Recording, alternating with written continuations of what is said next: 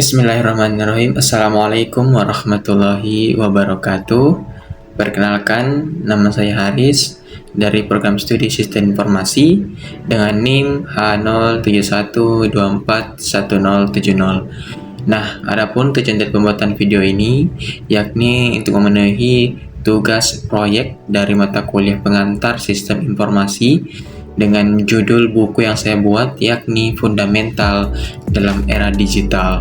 Nah, terkait dari isi buku ini, saya mencakup atau membuat daftar isi sebanyak 5 bab. Ya, yang pertama adalah bab 1, peran teknologi informasi dalam bisnis modern. Yang kedua, sistem informasi dan perannya. Yang ketiga, struktur organisasi digital. Yang keempat, manajemen data dan informasi. Yang kelima, transformasi proses bisnis. Nah, kita akan masuk terlebih dahulu di pembahasan yang pertama dari bab 1 dengan subbab lingkungan bisnis modern dan infrastruktur teknologi informasi. Nah, dalam subbab ini kita membahas tentang bagaimana perkembangan teknologi informasi telah membentuk lingkungan bisnis modern di seluruh dunia. Nah, bisnis modern saat ini tidak lagi terikat pada konsep-konsep tradisional seperti keterbatasan geografis atau keterbatasan komunikasi. Dengan adanya teknologi informasi, sebuah perusahaan kecil sekalipun bisa memiliki jangkauan pasar global. Adapun karakteristik bisnis modern itu sangat dipengaruhi oleh beberapa faktor penting. Yang pertama adalah digitalisasi. Nah, hampir semua proses bisnis seperti saat ini yakni berbasis digital, mulai dari pemasaran, melalui media sosial, transaksi online, hingga pengelolaan data pelanggan secara digital. Nah, yang kedua yaitu adalah globalisasi.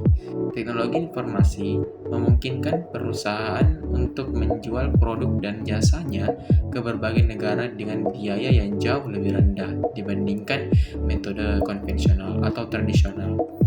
Yang ketiga adalah inovasi. Nah, perusahaan yang mampu berinovasi dengan cepat menggunakan teknologi informasi akan mampu bertahan di tengah persaingan yang semakin ketat. Nah, untuk mendukung kegiatan bisnis modern yang ini dibutuhkan infrastruktur teknologi informasi yang kuat. Adapun infrastruktur yang ini meliputi yang pertama adalah hardware.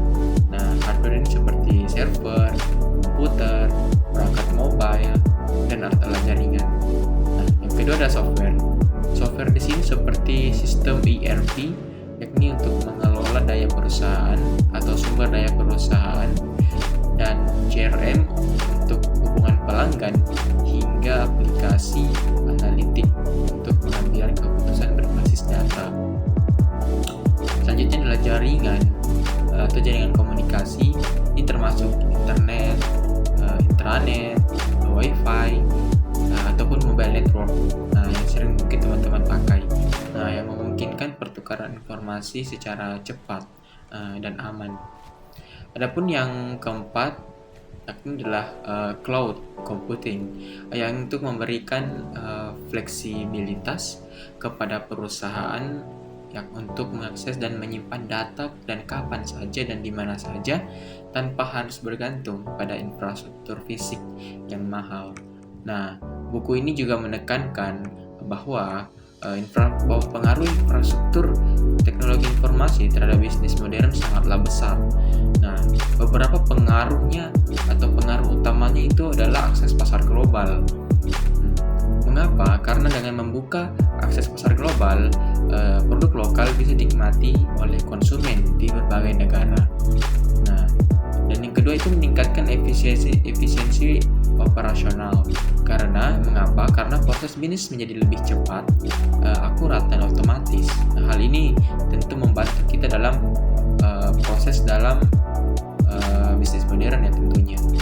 Dan terakhir itu adalah membantu perusahaan untuk berinovasi dalam model bisnis dan layanan yang mereka tawarkan kepada pelanggan. Dengan demikian, teknologi informasi tidak hanya mendukung bisnis modern, tetapi juga menjadi faktor kunci yang menentukan keberhasilan dan daya saing suatu perusahaan di era globalisasi ini.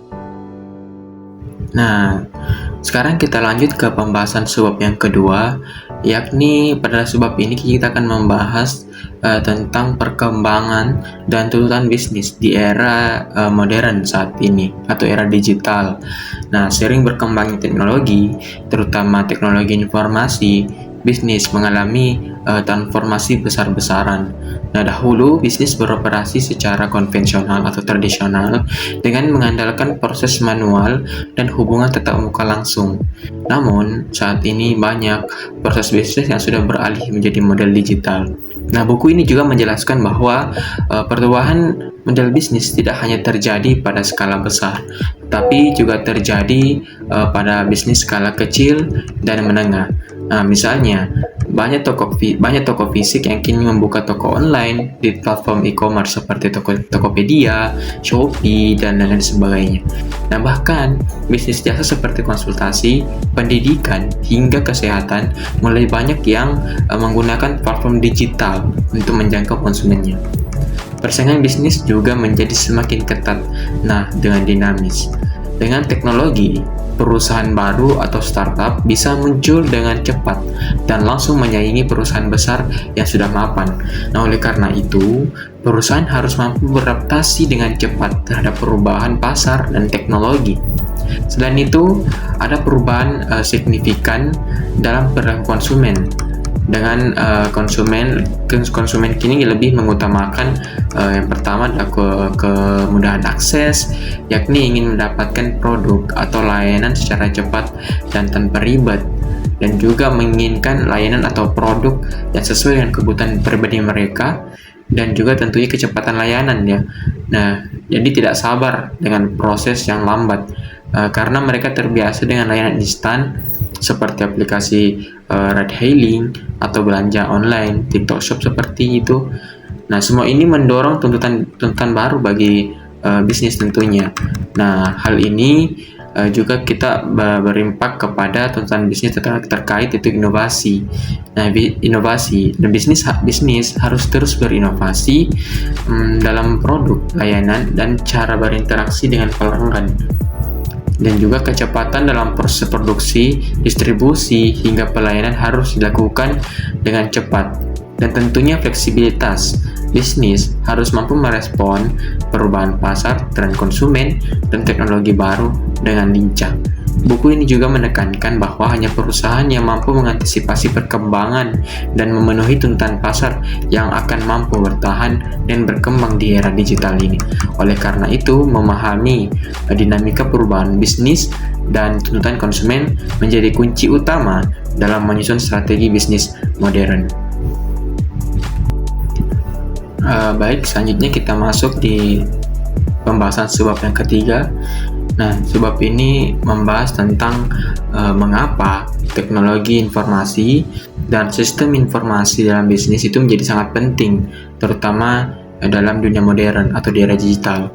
Nah, buku ini juga menjelaskan bahwa pada masa sekarang itu teknologi informasi dan juga sistem informasi bukan lagi sekedar pendukung tambahan, melainkan telah menjadi bagian inti dari operasional dan strategi bisnis. Nah, teknologi informasi itu berfungsi juga untuk mempercepat dan menyederhanakan berbagai proses bisnis. Misalnya, dalam bidang keuangan, teknologi informasi digunakan untuk mempercepat pencatatan transaksi dan analisis keuangan. Kemudian dalam pemasaran, teknologi informasi membantu perusahaan memahami perilaku konsumen melalui data analitik. Dan juga yang ketiga itu dalam produksi. TI digunakan untuk otomatisasi pabrik dan pemantauan proses produksi secara real time. Di sisi lain, sistem informasi berperan penting dalam pengambilan keputusan. Dengan sistem informasi, manajemen dapat mengakses laporan dan analisis yang akurat dan terkini, sehingga keputusan yang diambil menjadi lebih cepat berdasarkan data dan minim risiko kesalahan. Buku ini juga menekankan bahwa manfaat utama penerapan teknologi informasi dan juga SI meliputi efisiensi. Nah, karena pekerjaan menjadi lebih cepat dan hemat biaya. Kemudian itu efektivitas. Mengapa?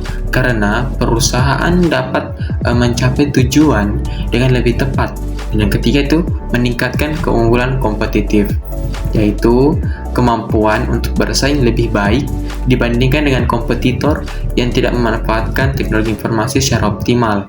Contoh nyatanya seperti perusahaan Amazon yang mampu memberikan akses atau layanan yang sangat cepat dan personal, sehingga mereka mengintegrasikan teknologi informasi ke dalam seluruh operasional bisnisnya, dari gudang, logistik, hingga rekomendasi produk ke pelanggan. Nah, selain itu, dalam proses era digital dan globalisasi saat ini, adaptasi terhadap teknologi informasi menjadi syarat mutlak.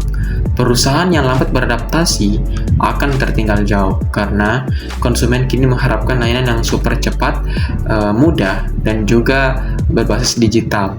Nah, kemudian ketika kita memahami dan menerapkan TI dan SI dengan baik, organisasi dapat terus berkembang, bertahan di tengah perubahan besar, dan bahkan menjadi pionir dalam industrinya.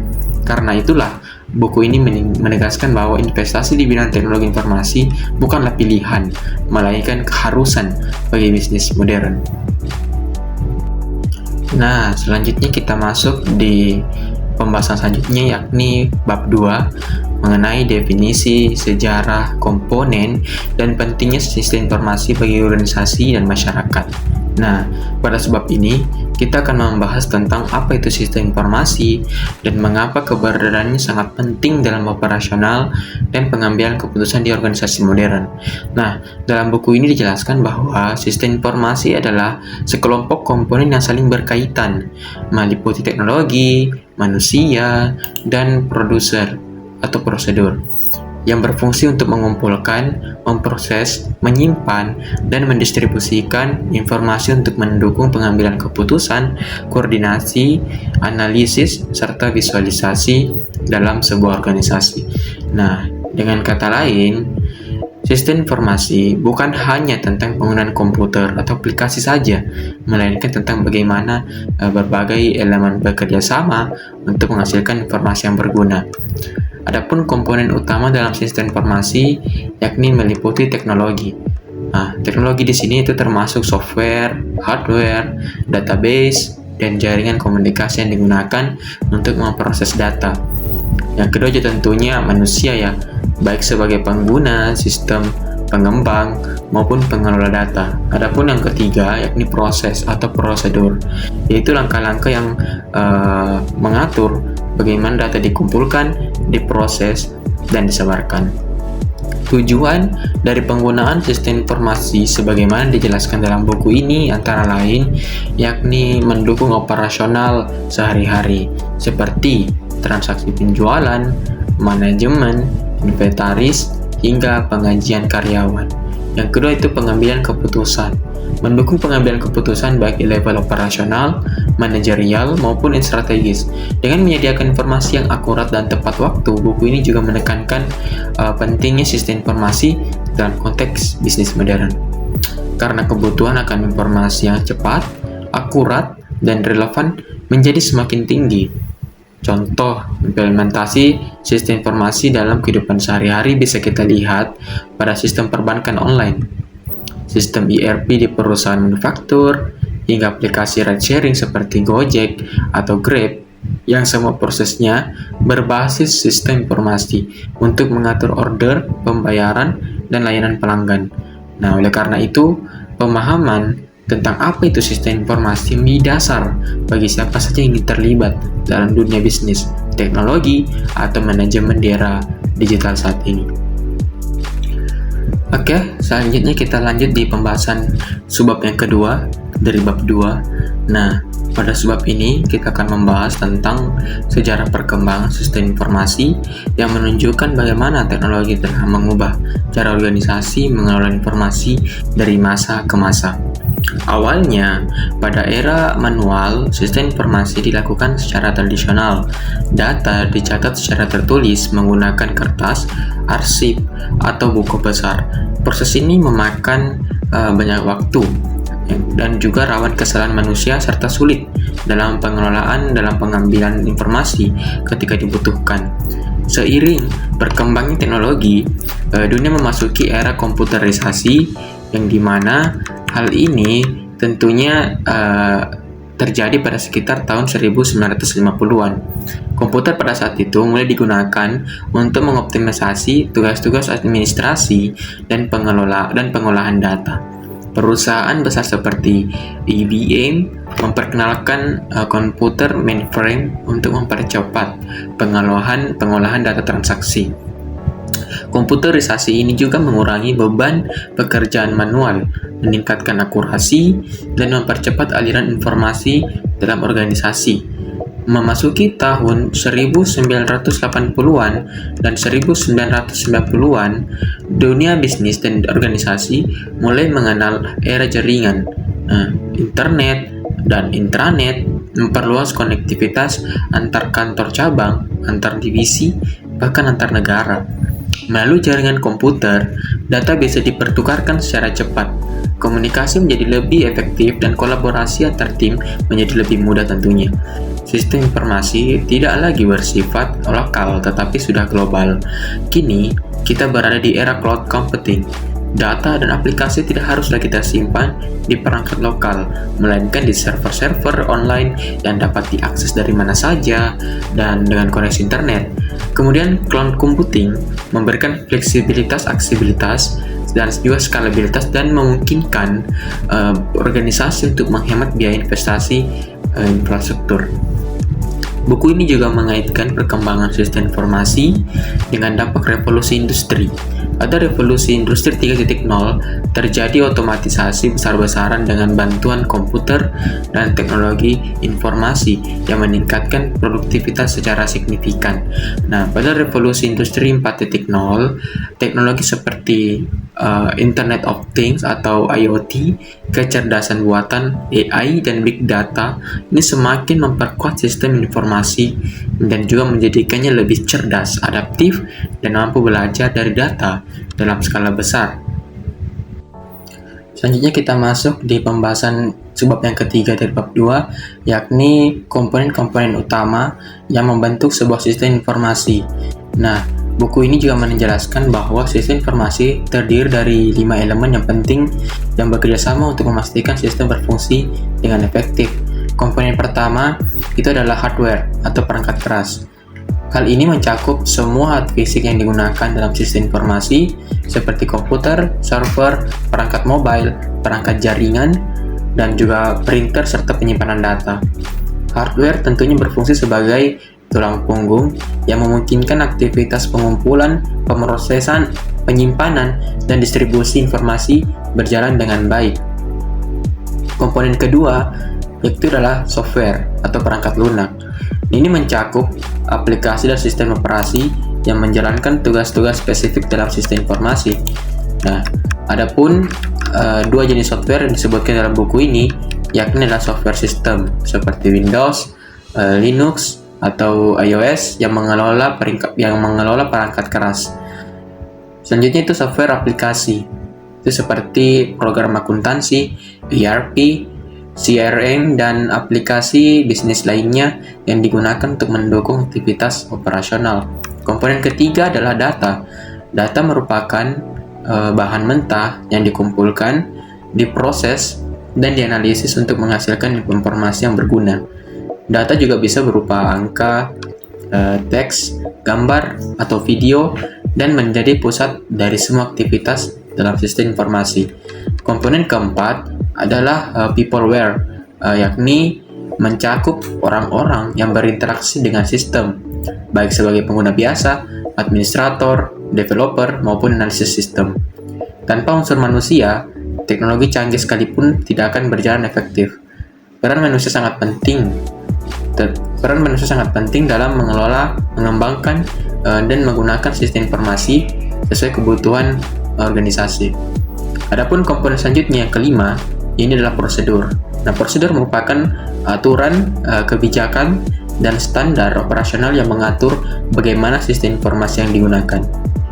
Prosedur ini penting untuk memastikan penggunaan sistem yang konsisten, aman, dan sesuai dengan tujuan bisnis. Buku ini juga menekankan bahwa kelima komponen ini saling berkaitan, hardware dan software menyediakan alatnya, dan menjadi bahan utamanya peopleware sebagai pengelola data pengguna, dan prosedur sebagai panduan kerja. Nah, tanpa salah satu komponen tersebut, sistem informasi tidak akan dapat berjalan optimal dan tidak dapat memberikan manfaat maksimal bagi suatu organisasi. Selanjutnya kita masuk di subbab yang keempat, yakni pentingnya sistem informasi bagi organisasi dan masyarakat. Dalam subbab ini kita dijelaskan mengapa sistem informasi menjadi sangat penting, bukan hanya bagi organisasi, bisnis, tetapi juga bagi masyarakat luas. Pertama, sistem informasi berperan besar dalam mendukung efisiensi operasional. Dengan sistem informasi, perusahaan dapat menyelesaikan proses bisnis dengan lebih cepat, lebih sedikit kesalahan, dan dengan biaya yang rendah. Contohnya adalah penggunaan sistem ERP yang mengintegrasikan fungsi keuangan, produksi, dan data distribusi dalam suatu platform digital sehingga mengurangi pekerjaan manual dan duplikasi data.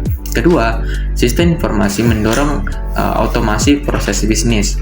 Banyak aktivitas rutin seperti pencatatan transaksi, pemantauan inventaris, dan layanan pelanggan kini bisa dijalankan secara otomatis menggunakan perangkat lunak. Ini bukan hanya mempercepat proses, tetapi juga memungkinkan pegawai fokus pada tugas-tugas yang lebih strategis. Ketiga, sistem informasi membantu dalam pengambilan keputusan berbasis data. Dengan analisis data yang akurat dan terkini, manajemen dapat memahami tren pasar, perilaku konsumen, performa produk, hingga potensi risiko. Keputusan yang diambil menjadi lebih objektif, tepat sasaran, dan didukung oleh data dan didukung oleh fakta, bukan hanya berdasarkan intuisi. Tidak hanya bagi organisasi bisnis, sistem informasi juga membawa dampak besar bagi masyarakat. Akses terhadap informasi menjadi lebih terbuka dan merata. Misalnya, masyarakat dapat dengan mudah mengakses informasi tentang layanan kesehatan melalui aplikasi e-health, memperoleh pendidikan melalui platform e-learning, atau melakukan transaksi keuangan melalui mobile banking. Peningkatan layanan publik juga sangat terasa. Pemerintah mulai banyak menggunakan sistem informasi dalam layanan administrasi publik seperti iKTP, sistem pajak online, serta portal layanan publik berbasis digital yang memudahkan warga dalam mengakses berbagai layanan secara cepat dan transparan. Buku ini menekankan bahwa kemajuan sistem informasi telah menciptakan masyarakat informasi, masyarakat yang berbasis pada pengelolaan, distribusi, dan penggunaan informasi secara optimal untuk meningkatkan kualitas hidup. Oleh karena itu, memahami pentingnya sistem informasi yang tidak hanya penting bagi para pelaku bisnis, tapi juga seluruh individu yang hidup di era digital ini. Baik teman-teman, kita masuk di selanjutnya untuk pembahasan terkait buku ini, yakni di bab 3, yaitu peran teknologi informasi dalam struktur organisasi perusahaan. Dalam sebab ini kita akan membahas tentang bagian-bagian utama dalam organisasi dan perusahaan, serta bagaimana struktur tersebut berhubungan erat dengan penerapan teknologi informasi. Buku ini menjelaskan bahwa dalam sebuah organisasi, struktur manajemen itu biasanya terbagi menjadi 3 tingkatan utama, yaitu top management, middle management, dan operational management. Top management di sini itu tingkatan paling atas dalam organisasi. Ini mereka bertanggung jawab dalam menetapkan visi misi dan arah strategis perusahaan. Contohnya adalah direktur utama, CEO, atau dewan direksi. Di era digital, top manajemen tidak hanya berperan dalam membuat kebijakan, tetapi juga harus memahami bagaimana teknologi itu dapat menjadi alat strategis untuk mendukung visi jangka panjang organisasi. Middle management itu berfungsi sebagai penghubung antara strategi yang ditetapkan oleh top management dan implementasi di level operasional. Ini mereka juga menerjemahkan strategi menjadi rencana kerja yang lebih konkret, mengelola unit-unit organisasi, serta memantau kinerja operasional.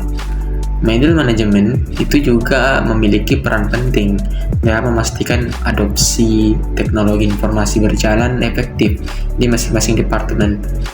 Operational Management merupakan tingkatan yang bertugas menjalankan aktivitas harian perusahaan.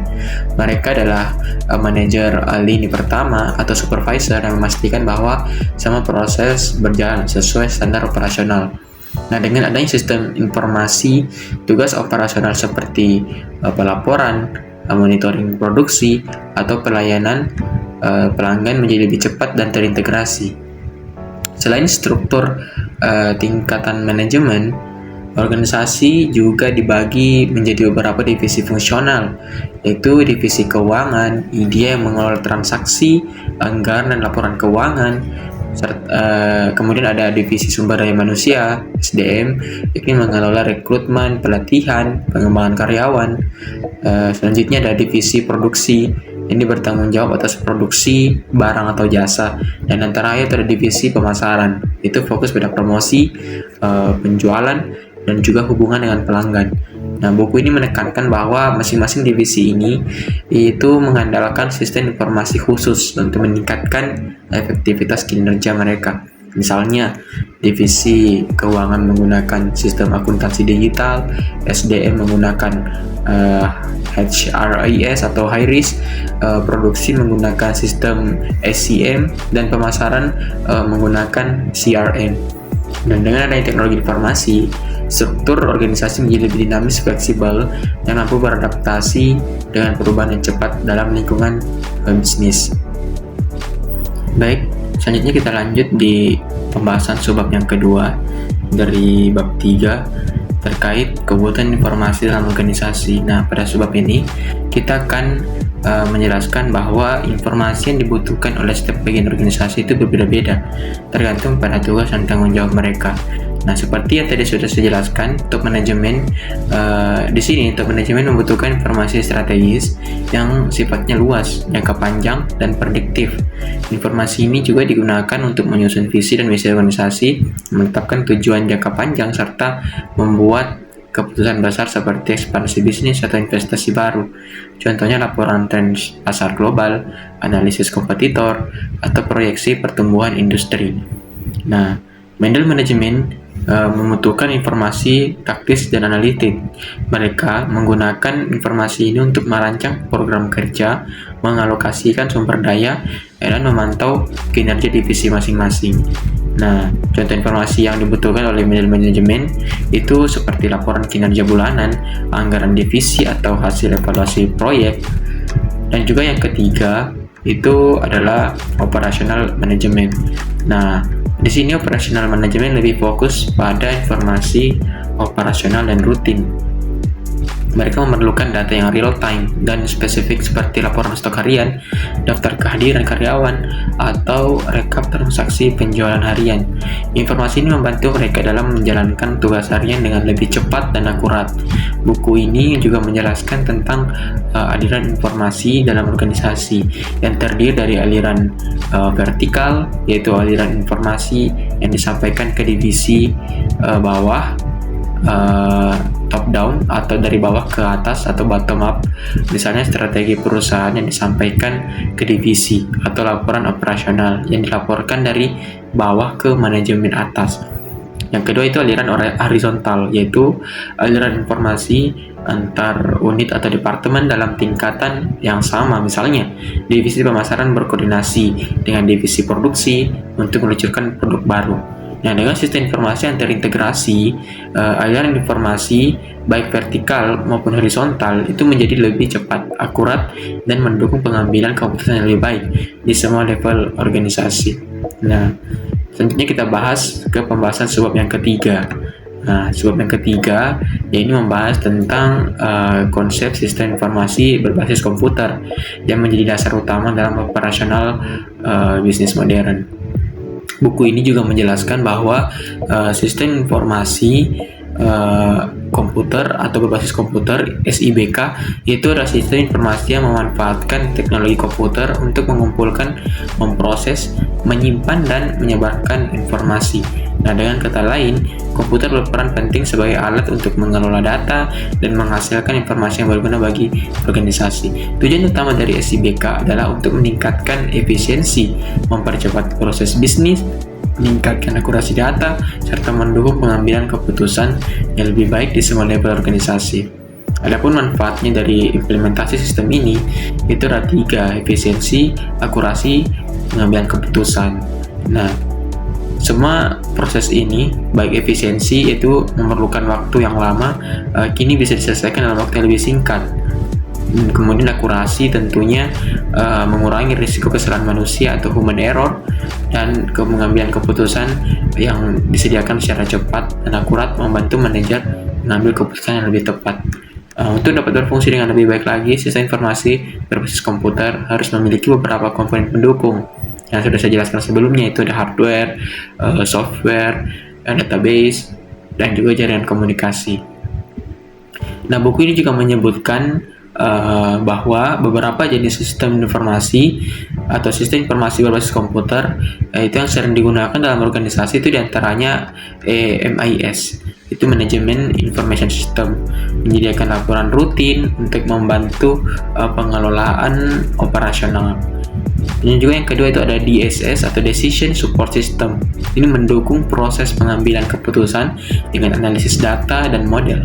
Ada juga EIS, Executive Information System, menyediakan informasi strategis dalam bentuk dashboard atau top management. Dan juga yang terakhir itu ada HRIS atau High Risk, itu Human Resource Information System, itu mendukung pengelolaan SDM mulai dari rekrutmen hingga penggajian. Nah, dengan memanfaatkan sistem informasi berbasis komputer, organisasi tidak hanya mampu meningkatkan kinerja internal, tetapi juga meningkatkan daya saing di pasar global yang terus berubah.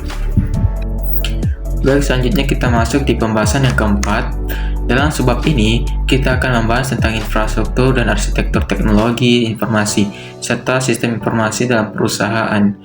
Nah, buku ini menjelaskan bahwa infrastruktur teknologi informasi itu adalah fondasi teknologi yang digunakan untuk menjalankan semua aplikasi dan layanan yang dibutuhkan organisasi.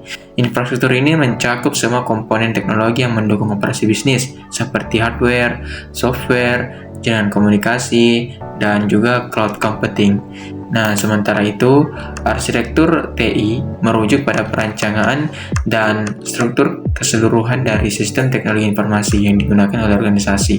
Ini termasuk bagaimana berbagai komponen TI diintegrasikan satu sama lain untuk membentuk sistem yang efisien, scalable, aman, dan mendukung kebutuhan bisnis.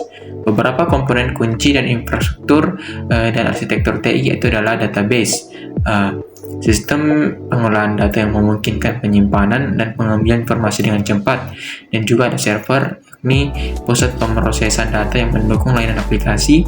Ada juga IoT atau Internet of Things, itu perangkat yang saling terhubung untuk mengumpulkan dan mengirimkan data secara otomatis. Dan juga ada keamanan data seperti proteksi terhadap ancaman cyber, dan juga firewall, enkripsi, dan sistem deteksi intrusi. Buku ini juga membahas beberapa tantangan yang sering dihadapi organisasi dalam membangun infrastruktur TI yang kuat. Nah, yaitu tingginya biaya investasi, yaitu awal untuk membeli perangkat keras, perangkat lunak, serta membangun jaringan yang handal. Dan juga ancaman keamanan yang semakin kompleks, terutama dengan meningkatnya serangan cyber dan pelanggaran data. Kemudian integrasi sistem lama dengan teknologi baru yang seringkali memerlukan penyesuaian teknis dan biaya tambahan. Dengan merancang infrastruktur dan arsitektur TI yang baik, perusahaan tidak hanya meningkatkan efisiensi operasional, tetapi juga mampu beradaptasi lebih cepat terhadap perubahan teknologi dan kebutuhan pasar. Buku ini menegaskan bahwa perencanaan infrastruktur dan arsitektur TI yang matang adalah investasi strategis yang menentukan keberhasilan transformasi digital dalam organisasi.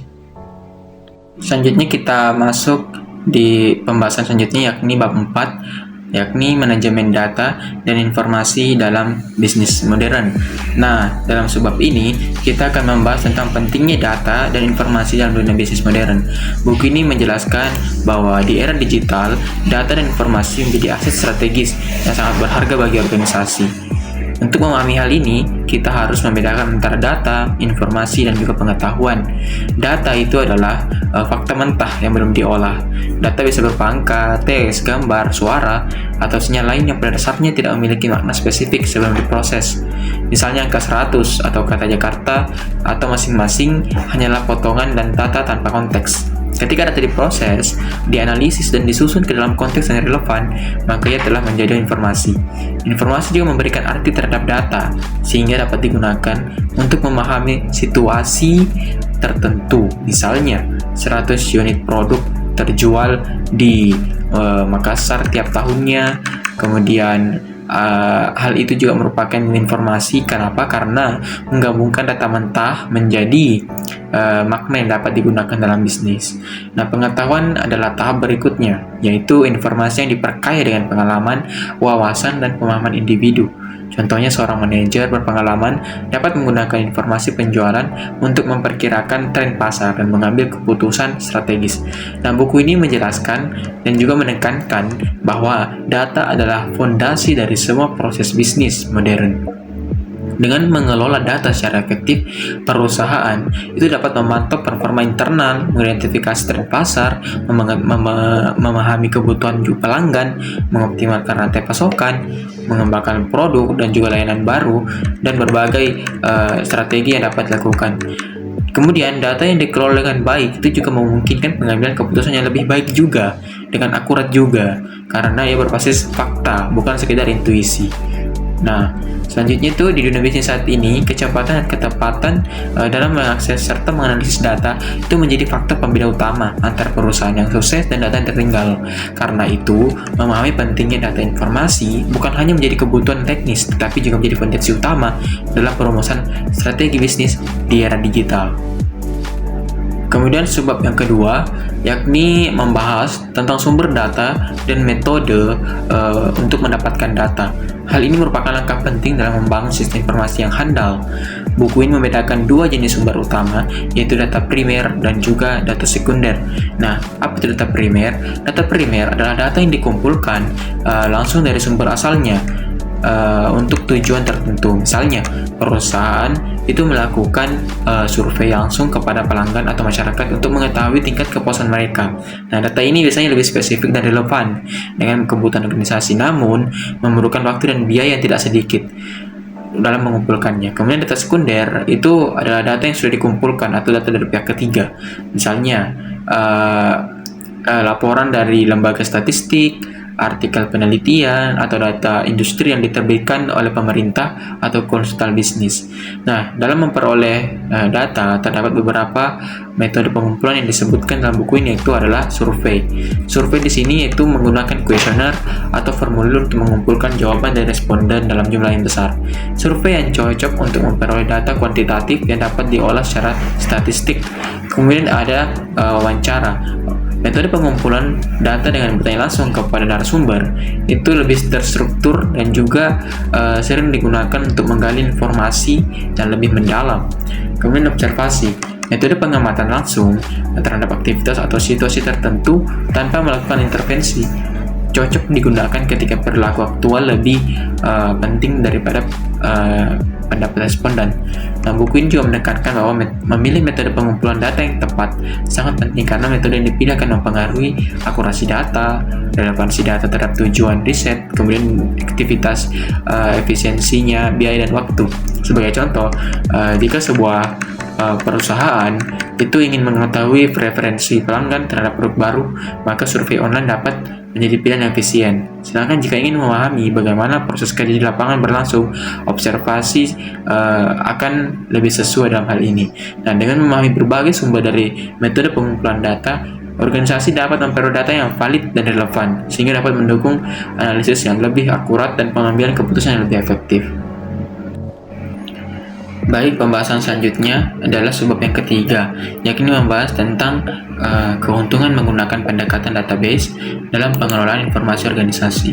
Nah, menggunakan database itu adalah sistem penyimpanan data yang terstruktur, terpusat, dan terkelola dengan baik dibandingkan dengan sistem penyimpanan tradisional yang menggunakan file terpisah di berbagai divisi.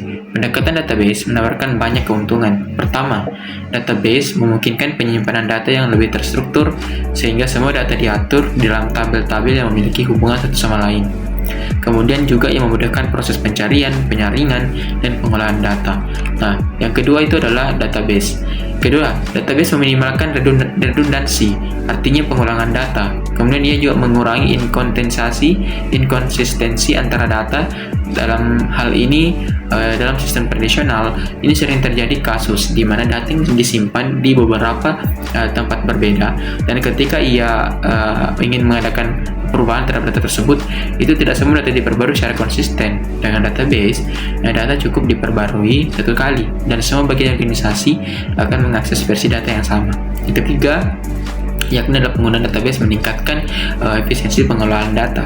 Pengguna dapat dengan cepat mengakses informasi yang mereka butuhkan, itu tanpa harus mencari di berbagai file atau dokumen manual. Database juga memungkinkan otomatisasi banyak tugas administratif seperti pembuatan laporan dan analisis data. Yang keempat, dari sisi keamanan, database modern dilengkapi dengan sistem kontrol akses, enkripsi, dan mekanisme backup yang handal. Hanya pengguna tertentu yang diberi hak akses yang dapat melihat atau mengubah data, sehingga mengurangi risiko pencurian dan kebocoran data tersebut. Nah, buku ini juga membandingkan pendekatan antara database dengan sistem tradisional. Dalam sistem tradisional, setiap departemen biasanya memiliki file sendiri-sendiri yang tidak terintegrasi. Ini menyebabkan duplikasi data, lambatnya aliran informasi, dan tingginya risiko kesalahan. Dalam pendekatan database, semua data terpusat dan dapat diakses oleh seluruh bagian organisasi secara real-time, akurat, dan terintegrasi. Dengan semua keuntungan tersebut, buku ini menegaskan bahwa pendekatan berbasis database itu menjadi landasan penting dalam membangun sistem informasi modern yang efisien dan juga efektif dalam mendukung operasional dan pengambilan keputusan di perusahaan. Baiklah, selanjutnya kita akan masuk di pembahasan kita yang terakhir, yakni bab 5, transformasi proses bisnis dengan teknologi informasi. Nah, hal ini kita akan membahas tentang definisi dan juga konsep proses bisnis yang menjadi dasar utama dalam memahami transformasi bisnis di era digital. Buku ini mendefinisikan proses bisnis sebagai serangkaian aktivitas atau tugas yang saling berhubungan dan terstruktur yang dilakukan dalam urutan tertentu untuk menghasilkan produk atau layanan yang bernilai bagi pelanggan. Setiap proses bisnis itu memiliki input, yaitu bahan atau informasi awal, aktivitas, yaitu serangkaian langkah kerja yang harus dilakukan, dan output itu yaitu produk atau layanan akhir yang dihasilkan dan diberikan kepada pelanggan. Nah, tujuan utama dari setiap proses bisnis itu adalah memenuhi kebutuhan masyarakat dengan atau pelanggan dengan secara efisien dan juga efektif. Proses bisnis yang baik itu adalah yang mampu menghasilkan produk atau layanan yang berkualitas tinggi dengan biaya yang berkompetitif dan waktu penyampaiannya yang tepat. Buku ini juga menjelaskan bahwa dalam organisasi modern, proses bisnis tidak lagi bersifat manual seperti di masa lalu. Teknologi informasi telah berperan penting dalam mengotomatisasi dan mengoptimalkan proses bisnis. Contohnya dalam proses pemesanan barang. Dulu, pesanan dicatat dan secara manual melalui formulir kertas lalu dikirim ke gudang secara fisik. Nah, sekarang pesanan bisa kita lakukan dengan men-scan QR code, dan dengan hal itu kita lebih mendapatkan waktu yang lebih efisien dibandingkan dengan cara konvensional. Nah, penggunaan teknologi informasi dalam proses bisnis juga memungkinkan percepatan waktu layanannya, pengurangan biaya operasional, peningkatan akurasi dan konsistensi. Kemudian, buku ini menekankan juga bahwa pengelola bisnis secara efektif itu adalah kunci dalam menciptakan keunggulan kompetitif, terutama di era digitalisasi saat ini. Oleh karena itu, pemahaman tentang definisi dan konsep dasar proses bisnis menjadi fondasi penting sebelum kita melangkah ke bagaimana teknologi dapat mentransformasikan proses-proses tersebut. Nah, kita sudah sampai di bab yang terakhir, yakni akan membahas tentang peran teknologi informasi dalam menciptakan keunggulan kompetitif dalam proses bisnis. Nah, buku ini juga menekankan untuk di era digital saat ini, teknologi informasi bukan hanya alat pendukung, melainkan sebagai kunci utama untuk membentuk model bisnis baru dan mendominasi pasar. Nah, maka dari itu, dengan teknologi informasi itu perusahaan dapat meningkatkan efisiensi operasional, meningkatkan kecepatan layanan, dan juga meningkatkan kualitas layanan pelanggan. Nah, adapun contoh nyata keberhasilan penerapan TI ini di era sekarang itu seperti Grab atau Gojek yang menyesuaikan layanan serupa dan juga memperluas layanan ini ke Asia Tenggara dan lain sebagainya. Kemudian seperti Gojek, yakni yang merupakan layanan ojek online yang awalnya sebagai transportasi, menyediakan layanan transportasi secara online dan juga pembayaran hingga pengiriman makanan. Kesuksesan perusahaan-perusahaan ini tidak terlepas dari kemampuan mereka dalam beradaptasi untuk menggunakan teknologi informasi dalam menciptakan pengalaman pengguna yang baru. Nah, tentu hal ini juga sangat disukai oleh konsumen karena mereka lebih menyukai layanan yang instan dan personal. Kemudian mereka juga menerapkan kemudahan akses itu melalui perangkat mobile dan juga mereka lebih terinformasi dan lebih menuntut terhadap kualitas dan transparansi layanan. Oleh karena itu, perusahaan yang mampu beradaptasi dengan teknologi saat ini itu akan mendapatkan keunggulan kompetitif yang sangat sulit disaingi oleh kompetitor lain. Nah, buku ini juga menegaskan bahwa di masa depan kemampuan untuk berinovasi berbasis teknologi informasi akan menjadi salah satu faktor penentu utama kesuksesan dalam dunia bisnis. Nah, teman-teman, sebagai kesimpulan dari akhir pembahasan kita bahwasanya teknologi informasi itu sebagai fondasi awal dalam bisnis di era digital atau bisnis modern. Hal ini tidak terlepas dari kemampuan dari kita dalam beradaptasi terkait teknologi yang ada. Kemudian dalam transformasi proses bisnis dengan teknologi informasi itu kita dapat mengelolanya dengan salah satu adalah pengelolaan data. Misalnya bagaimana cara kita mendapatkan data tadi dengan melalui metode wawancara, observasi ataupun sebagainya. Dan kemudian tentunya inovasi teknologi informasi ini akan menciptakan keunggulan kompetitif di antar kompetitor yang lain. Sebagai teknologi atau sebagai konsumen, adaptasi teknologi adalah kunci kita bertahan di era digital atau dunia modern saat ini. Baik, mungkin sekian yang dapat saya sampaikan terkait pembahasan dari buku saya dari bab 1 sampai bab 5 dalam video ini. Sekali lagi saya ucapkan terima kasih dan sampai jumpa di pembahasan selanjutnya. Assalamualaikum warahmatullahi wabarakatuh.